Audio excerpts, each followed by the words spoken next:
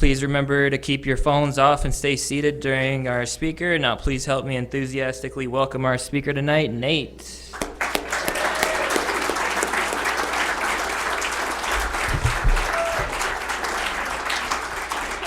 There's a bottle of water for you. Yeah, thank you. Yep. Move some stuff around. Hi, everybody. My name's Nate. I'm an alcoholic. I'm real tired, feeling real brash, so we'll see how this goes tonight. I never know how these things are going to go. I never really plan anymore what I'm going to say. And I found that really doesn't help anyways, because if I try to plan something, it never comes out. I guarantee you I'll leave here and think of 40 things that I wish I would have said. But I just want to say congratulations to all the chip takers. Lee, 33 years, that's awesome, man. Congratulations. I was brand new in this room September 15th of 2008. That's when I got sober. And I was sitting right where you guys were sitting. Can I see a show of hands of people that are under 90 days in this room? If you don't mind, you don't have to raise your hand. Okay, good. All right. I drank a lot. Started drinking when I was 12. I come from a rural town in Wisconsin. And, there was sports, drinking, and that was about it. And they usually went simultaneously together. You know what I mean? And that's kind of where I landed. I was one of those kids, like a lot of us, that just couldn't find my way in the world, felt as though I'd been wronged or I couldn't figure it out, felt as though, I either felt like I was a million miles away from you or right next to you, or I just couldn't figure it out,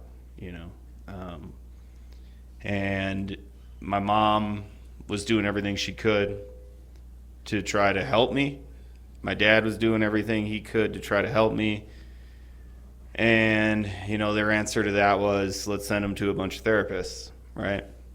And they'd send me to one, and they wouldn't like the answer of that one, so they'd send me to another one. They wouldn't like the drugs they put me on that one, so they'd send me to another one and put me on some more drugs and all this stuff. So I guess the message that I got pretty early on was like, there's something wrong with you because your parents are sending you to 40,000 million therapists, right? And also, I got the message that I could trade my Ritalin for weed. So, that I was like, okay, I'm going to keep doing this. You know what I mean? But the truth of the matter is none of those therapists, even before I started smoking weed, I was going to those things, and none of them fixed me. None of them, and I do remember there was a time when I was walking into one of them one time, and I was like, okay, I'm actually going to listen to what this guy says. And I did, and I walked in there, and I listened to what he said, and I walked out, and I didn't do anything about it, right?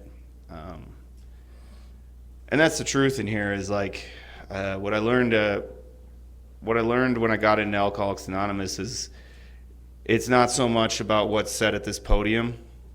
It's not so much what's said at the coffee table. It's not so much what's said in the group. It's not so much that's what's said in the therapy session. All that is just direction, right? It matters what I do when I walk out those doors after this meeting. It matters how I live my life out there. It matters what the actions I take when I leave here, right? You guys, some of you don't know me, some of you do. I could be completely full of shit, right? But the truth of the matter is I was sitting right there, brand new sober, and somebody like me got up here and started talking, and I was like, oh man, like I never heard another man talk like that, right? Because the way I was brought up, it was like, no, man, you stuff that stuff way down. You don't talk about your feelings. You suck it up. Coming from a rural town of Wisconsin, everybody's a farmer. Everybody's tougher than nails. And that's just the way I was brought up, right? And the drinking didn't start crazy for me. You know what I mean? It was it was humble beginnings, and I had a lot of fun. I'm not going to sit up here and tell you that I didn't have some fun drinking, because I absolutely had some fun drinking. You know what I mean? The problem is with drinking for a person like me is it doesn't stay that way. I cannot continue that cycle. It is a bad solution for what I have going on. But it was a solution at first. I want to make that very clear. The best solution that I had found for alcoholism when I was 12 years old was alcohol. And it worked. And I felt as though I could walk down the street, talk to people, I could get along with you, I could hit on the chick. You know, I was talking to my wife the other day, and it was like, when I first got to Alcoholics Anonymous, somebody said to me, they were like, you walk into a party, and there's a keg in one corner and a hot chick in the other. Which do you go to first? Right? And this summed it up real well for me. I was like, well, I go to the keg first. And they were like, okay, well, why do you go to the keg first? And the answer is, I go to the keg first so that I can go talk to the hot chick. Because I ain't going to talk to that hot chick unless I go to the keg first, right? Hence, power, right? Alcohol gave me the power, which is also God, right? So, you know, that really like opened my eyes, and I was like, holy crap, like, you know, that was it for me. You know, so I did that as I made it a pact that I was going to do that as much as I could, you know, and I did for till I was 25 is when I got sober.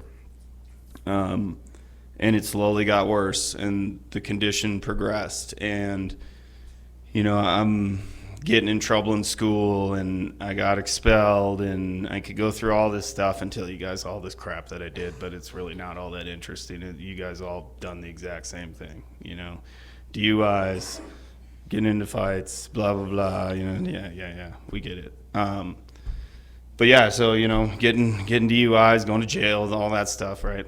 And the problem was, though, when my drinking, like, really, when my body started to react to it, is when I figured out that you don't get hungover if you just start drinking again, right?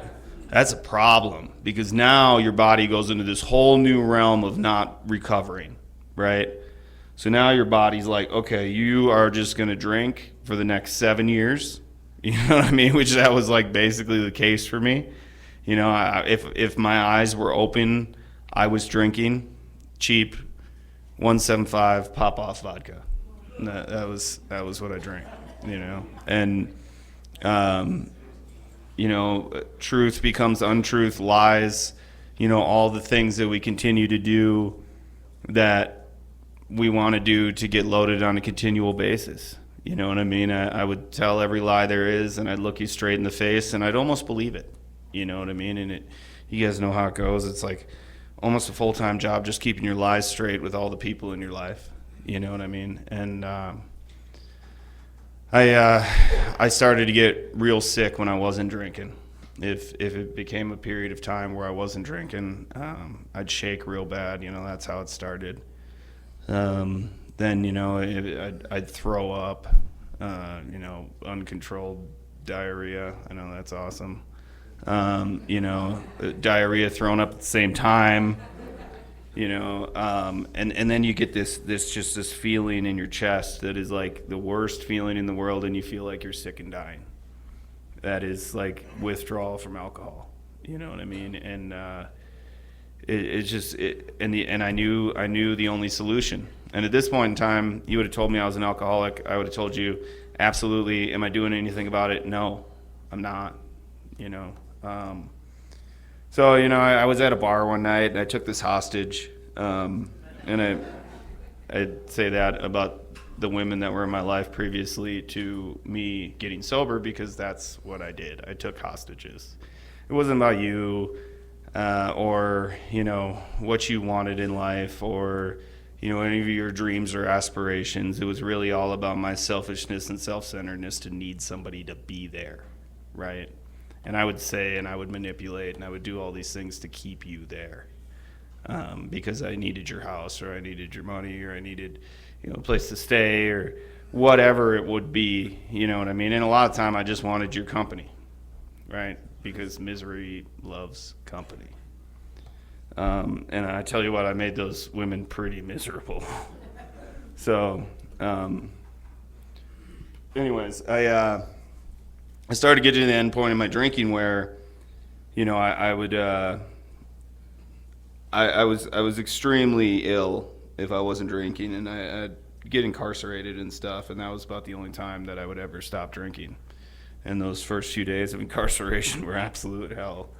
You know, at least almost like a week in there. The first week in there was absolute hell. But I remember the last time I got locked up, and I remember sitting in the jail, and I was like, man, when I'm getting out of here, I'm never drinking again. I am so done with this. I cannot do this anymore.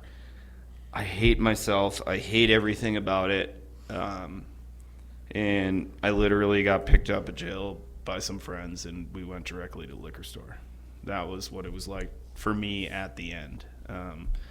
I checked myself into these detoxes, and these weren't like pretty nice detoxes. This is like a detox in Wisconsin where you'd go and, you know, it was like where they take the homeless people off the street too. So I'd go check myself in there, and they'd throw you in this room, and you'd just be like freaking out in this little jail cot looking thing, you know, and there'd be people screaming and freaking out, and it was a nightmare place.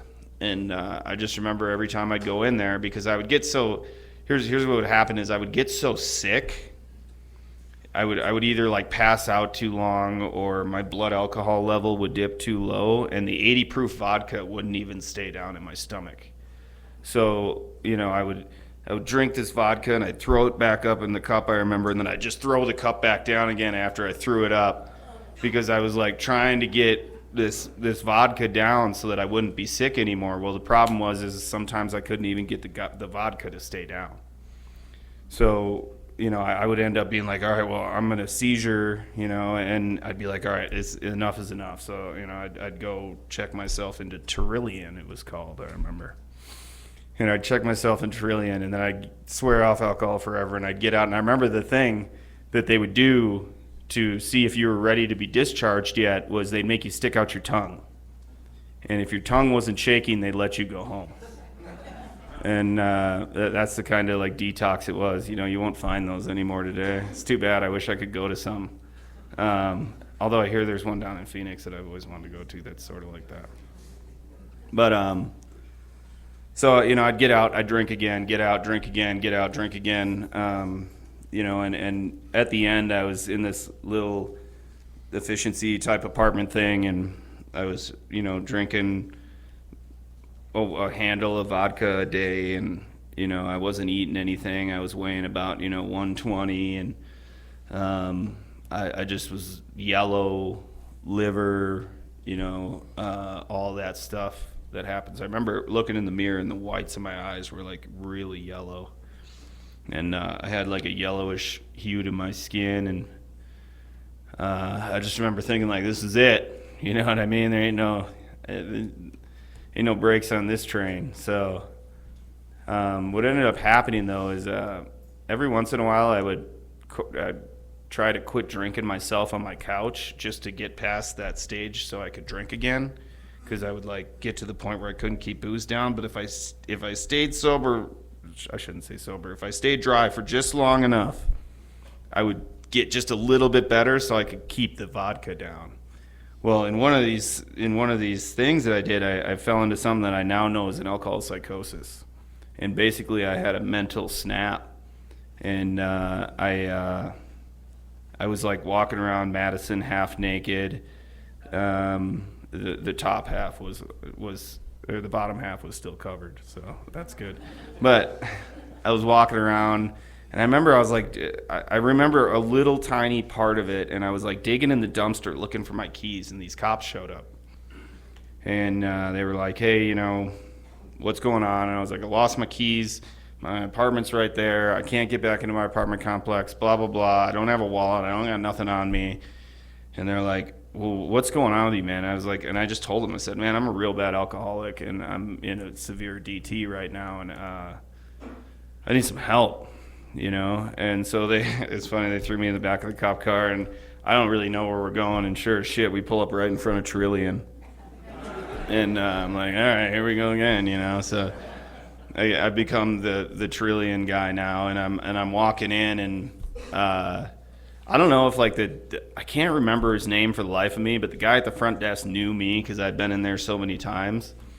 And I remember there was like a hallway to get to his desk that was like half the size of this room, and I came walking in the front door in handcuffs, and he looked at me, and he must have saw that something was even more wrong than the last time I'd been in there, and he's like, no, this is Nate, he's a real bad alcoholic, he can't be here, he needs to go to the hospital.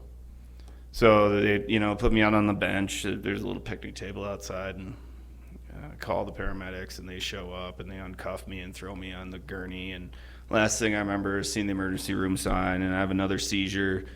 Took a big chunk out of my tongue, end up in the emergency room again. You know, I skipped over a lot of all the emergency room stuff because that happens. In a complete Ativan blackout because that's how they, you know, took care of bad alcoholics. And I came out of that Ativan blackout, and my parents were in the room, and I was like, oh, what are you guys doing here? And they're like, you are going to a treatment center. And I talked to them about going to a treatment center before, but my parents are kind of the people that are like, you know, you can just, you know, you can get through this. You know what I mean? Just don't drink, right? You know, my mom and dad both drank a lot because they're from Wisconsin, and that's just what Wisconsin people do. You know what I mean? And it's in our blood. It's in our DNA. So they sent me to this treatment center finally because somebody at the hospital told me it'd be a good idea. And I remember sitting there, and they were getting ready to discharge me, and they pulled one of these PICC lines out of my heart, you know, and I don't know if you guys ever had one of those in or seen them, and like, I remember looking down as they're discharging me, and this lady's like pulling this thing, and it keeps coming, and it keeps coming, and it keeps coming, and I was like, holy shit, what is that? And she's like, that was a PICC line, it was in your heart, so we can give you drugs right into your heart so that you didn't die. And I was like, holy crap, man. And I guess I had like a wake-up call, like, holy shit, I'm really gonna die. I always knew I was gonna die, but I like really was like, oh my god, I'm gonna die. There's something that happens in Alcoholics Anonymous where like there's knowings and then there's truths, and the truth that I was going to die became very evident at that moment in time, and it changed my perspective. And I went home because I had to like go to my parents' house at 25 years old. And I just remember being like, I can't sit here. And I went down and got a fifth and drank that. And I just remember sitting there drinking this fifth like, dude, what is happening? You know what I mean? I just remember feeling like just completely hopeless, and that there wasn't any sort of solution for me. And so they sent me this 30-day spin dry treatment center in Oshkosh, Wisconsin, and it was cool. You know, they had a nice bed, and I shared this room with this priest, and I was just completely terrified. You know what I mean? This had been the first time in my life in a long time where I was untreated, where I didn't have any power.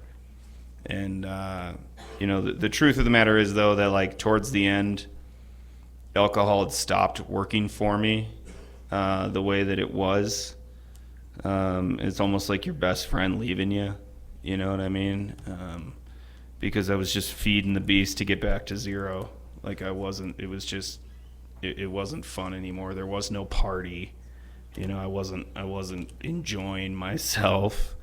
I was literally just maintaining at this point in my life, and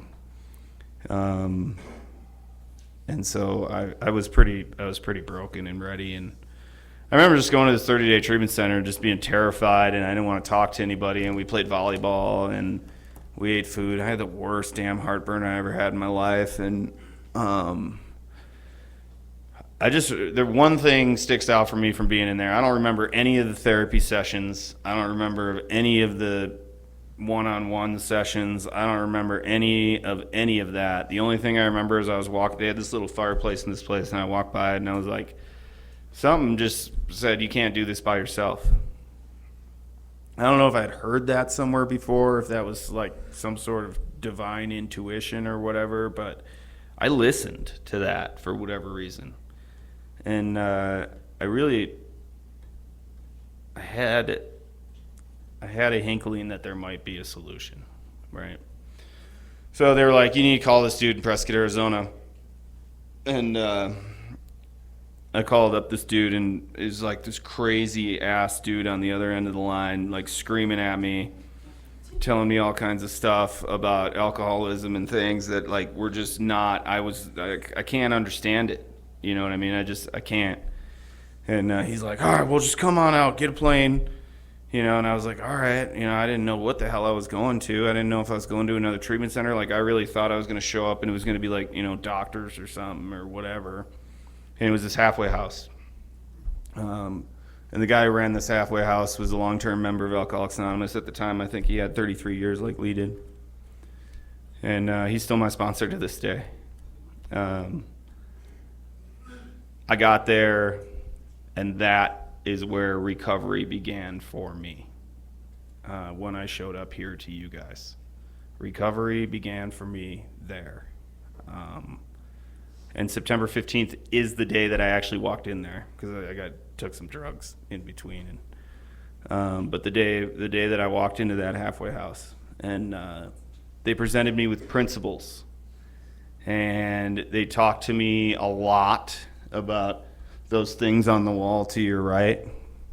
And I got a sponsor, and they made me do service commitments, and they made me get coffee dates. Those were the worst. So we used to have this van, right? And the thing was about the van was you weren't allowed to use the van. And back then we didn't have house managers or anything like that. Like, we were running this asylum, right, that we were on. And it was absolutely nuts. We had a lot of fun. But the good news is we were all like the majority of us were real serious about recovery and staying sober. And I was placed into the hands of a bunch of crazy people that absolutely saved my life, right? So like, you know, the thing was we had this old Astro van, and this thing was like ran on God, because it was like the biggest piece of shit. And we would drive this thing all over the country. Like, we'd be like, the guy rants, like, there's a roundup in Northern California, go. You know, and we had like $6 and a pack of chewing gum. And we'd get in this thing, and somehow we'd always make it to this roundup and get in and find a place to sleep and make it home in time for work on Monday. You know what I mean? And it was just nuts, right? Like, that was my beginning of sobriety. You know what I mean? And man, we had some good times, and we really took recovery seriously. And I think, like, I was sitting in my chair earlier when I was waiting for the meeting to start, and I was kind of going over I was looking at the steps, and I was thinking about it when I was brand new. And the truth of the matter is, I don't think I understood a goddamn one of those in my first like year of sobriety, okay? I don't understand, you know, what does lives have become unmanageable mean? Like, I don't know when I come in here, right? Like, I could understand, like, yeah, dude, I'm powerless over alcohol. I understand that, you know, and maybe I'm just not the sharpest knife in the drawer. But, you know, some of those things just made absolutely no sense to me. But what did make sense to me, and what got hammered into my head early on in sobriety, was action and doing what other people suggest of you.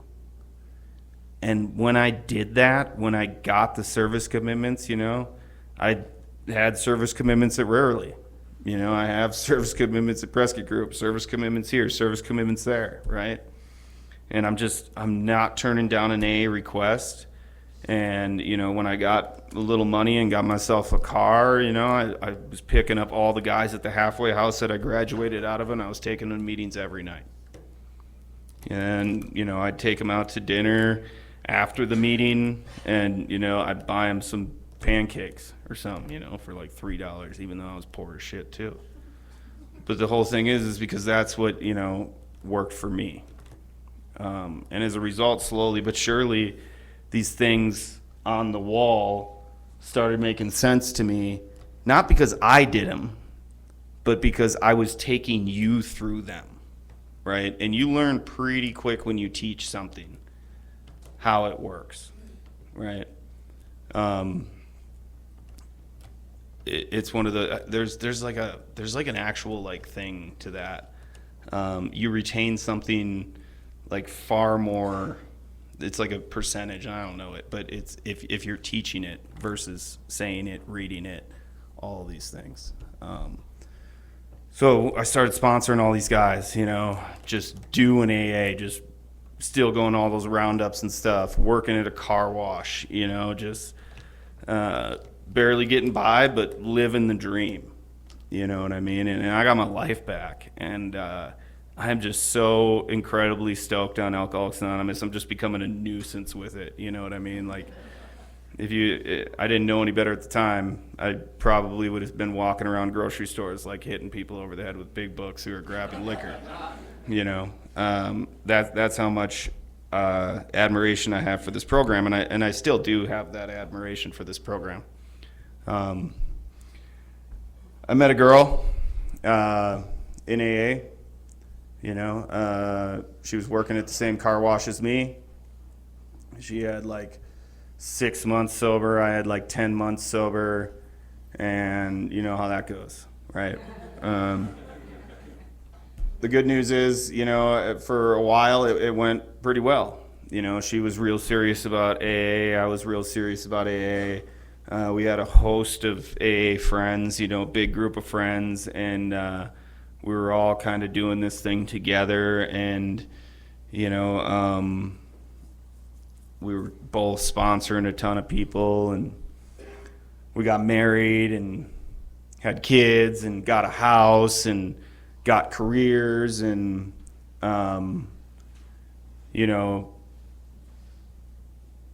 boat in the driveway, both had nice cars. I got a motorcycle, this is years later, obviously, but, all these things started to come back into my life, right? I got money in the bank account. And what happened was I didn't even realize it happening, but the life AA gave me took me out of AA. And I wasn't as involved anymore. And I wasn't sponsoring as many people anymore. And, at the time I'd copped a huge resentment at the halfway house that I was always hanging out at, because it had this change in ownership, and I got a big resentment, so I stopped going around there. And one day that at a 9-month-old and I guess a 1.5-year-old, maybe 2 years old. I'll just say 1 and 2. They're like 1 and 2 years old. And she came to me and she was like, hey, I think I overthought this whole drinking thing. Got sober when I was pretty young. I don't think I'm alcoholic. And I just remember saying to her, I've never disagreed with anything more that you ever said in your life, but I can't do anything about it. I had enough sense to know that I couldn't stop it, right? And it got bad immediately, infidelities, driving drunk with the kids in the car, just a lot of shit. And I'm not going to bore you guys with all the super crazy details, but what is appropriate to me, or what is applicable to me as a person, is I got very sick as a result of it. It consumed me. It made me a basket case. And it was all my fault, right? Because I knew where the solution was at, and I was too proud to come and get it. I was too proud to come back into these rooms and say I'm miserable, because, it's like it's funny, I heard a speaker say one time, trying to build a name for yourself in an anonymous program, right? And like I felt like I was somebody, you know, in the young people's community at least, you know what I mean? And I was proud, and my pride killed me. And I wasn't letting my friends know how miserable I actually was. I wasn't letting my home group know how miserable I actually was. And I remember, you know, and this had gone on for a while. She'd get drunk. She'd try to sober up. We'd get to back together for, you know, a very short period of time, blah, blah, blah. And it was an extremely sick thing, right? And I'm watching the kids like 100% of the time. So now I'm a single dad. I'm trying to do my career. I'm trying to, you know, keep my bills together, you know, because she ain't working at this point in time, and she's spending all the money on treatments and drugs. And so I'm slowly imploding inside because I'm managing, right? I'm trying to manage all these things because in my eyes, I need to manage my kids. God can handle a lot, but not my kids, right? And I still have a hard time letting that one go to this day. But anyways, finally, I was like, enough is enough. Divorce. And I got full custody of the kids, and I got back into Alcoholics Anonymous. And right around that time, that place that I had a huge resentment on imploded. So I got a really good, justifiable feel good out of that, right? I was like, yeah. But that's neither here nor there. But anyways, it reverted back to what it used to be. And I started hanging out there again. And I started going to the circles there again. And I started working with the guys again. And I started to sponsor guys again. And I started to become a member of Alcoholics Anonymous again, right? In my opinion, there's a big difference between somebody who continues to hang out in Alcoholics Anonymous and somebody who is a member of Alcoholics Anonymous. And I'm speaking from my own personal experience. I've been a guy who hangs out at Alcoholics Anonymous. I've been a guy who shows up at 5:30 for the meeting and leaves at 6:30 and talks to nobody and doesn't put a chair away and doesn't do anything, right? It's been my experience that those people who hang out in Alcoholics Anonymous are always the one that walk out of here and go, AA didn't work for me, right?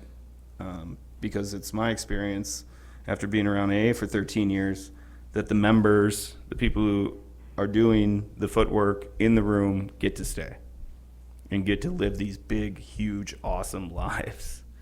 I've seen so many cool things happen, so many cool stories, man. I'm looking at one right now. And I also, in this time, you know, I'd been divorced for a couple years at this point in time or something, and,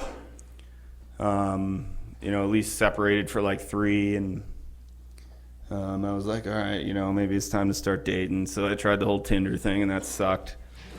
And I didn't have fun there at all.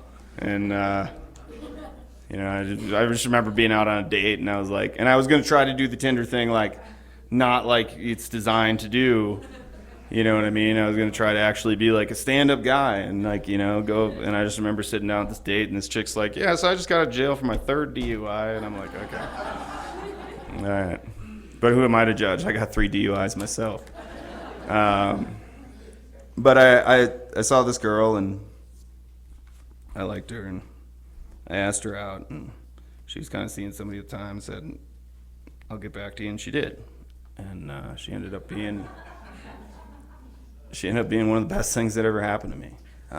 Because I learned how to be in a relationship by this point. I look back on all these things that happened to me with this relationship that I was in, and it's easy to be a victim when you're in it. It's easy to feel like, man, I got dealt a shitty hand. Why did this happen to me? Why did I become a single dad? Why did I have to get, you know, cuckolded? Why did I have to this, that, and the other thing, right? And, you know, the truth of the matter is now, being on the other side of it, I gained so much perspective and knowledge about how to be a man in a relationship because of that relationship. because I got so beaten up and because I got so beaten down, right, that I was able to apply principles of Alcoholics Anonymous to my life and be a better husband, be a better dad, be a better human being because of all these things that happened that came out of that relationship, right? And my wife right now is amazing, and I don't think she would have been with me if I was still the man I was before the relationship I was in before that, right? That's how much I had changed as a result of it. But yeah, so I have these 2 little girls. They're 7 and 8 right now, and their mom died last year. And the oldest one took it pretty hard, and the youngest one didn't really understand the finality of it. But it was really cool. Like, we had this beautiful moment, and my now wife and me and my 2 girls. Like I sat them down. I talked to a therapist dude, and he asked him, like, hey man, how do I break this news to my kids? And they were like, try to keep their schedule the same. He's like, don't like take them out of school for a really long period of time or anything like that. He's like, just try to keep their schedule the same. So I was like, all right. I found out on Wednesday, and I remember I was like, okay, well, I'm going to tell them on a Friday because that'll give us the weekend for them to grieve and do whatever they need to do, and then they can go back to school on Monday and then keep their schedule, right? And I told my now wife about that, and she's like, yeah, and by this point she was already in their lives too.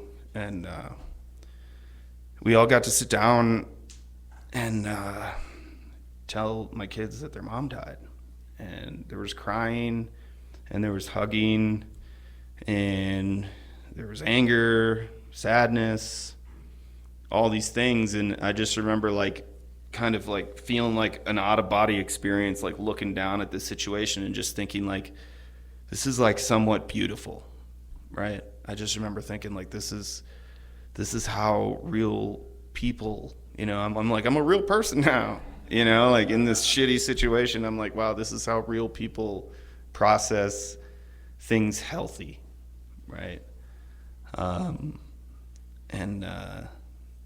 So it's been crazy being a member of AA. I had another experience lately. It was really weird. So back when I became a single dad, my father, he just retired, and he's like, I'm moving. The plan was always for him to move out to Prescott, him and my mom to move out to Prescott. And I was like, okay, I want you guys out here, because it was either here or Columbus, Ohio with my brother, and they're like, fuck that, we're coming to Prescott, right? So they're like, all right, we're coming out to Prescott. Well, anyways, I became a single dad, and my dad's like, I'm coming out there to help you. And my mom hadn't quite retired yet, I think, so she was like going to get the house ready to sell or whatever. And so my dad came out here, and he was my rock at the time. I thought I was going to have to quit my job. I work a schedule where I have to be at work for 48 hours at a time, or 24, depending on the schedule. But I work a job where I have to be at home 48 hours, or at work 48 hours at a time. So I didn't know how I was going to do it, right? And my dad came out and watched my kids for me while I was at work, and so I could get to meetings, right? And he rented a house, and I just remember it was a sad thing because he rented this decent house in Hazley, and he's got a camp chair with a TV in it in the living room, and that was it. And his whole purpose was to come out here and help me, you know what I mean? And my dad had drank his entire life. He usually, he's not an alcoholic. He's not one of us. My mom was, but he put down brandy overnight. Just like that. Said, nope, I can't be drinking and help you raise these kids, right? And so my mom moved out here, and the plan kind of was always we're going to get a house near each other, right?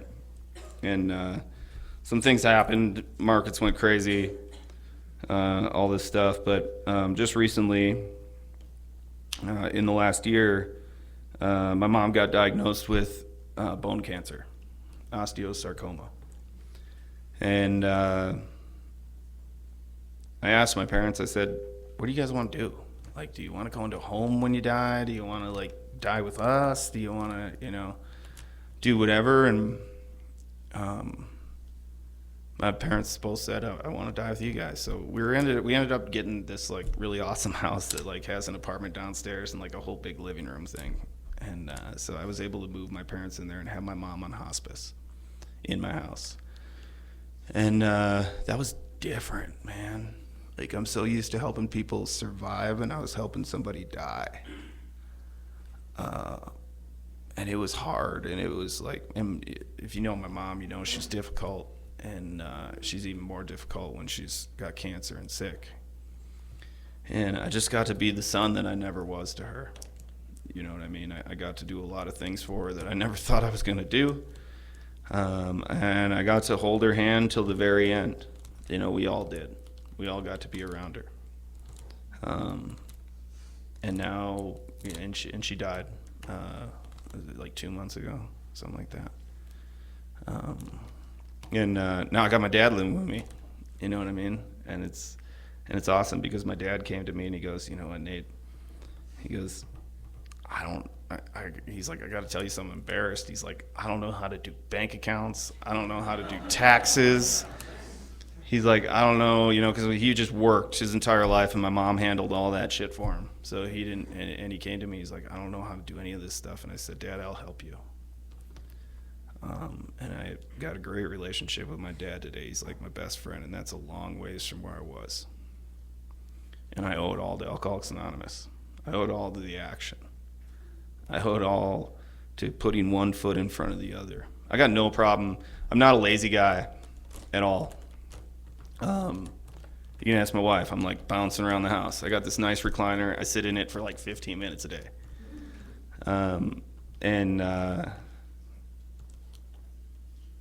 But I am a procrastinator. And that's what we need to watch out for here in Alcoholics Anonymous, because the fear will make me procrastinate. The fear of not getting what I want or losing something that I already have. And what I've found here is if I hit that head on, it's never a problem. That's all I got. Thank you.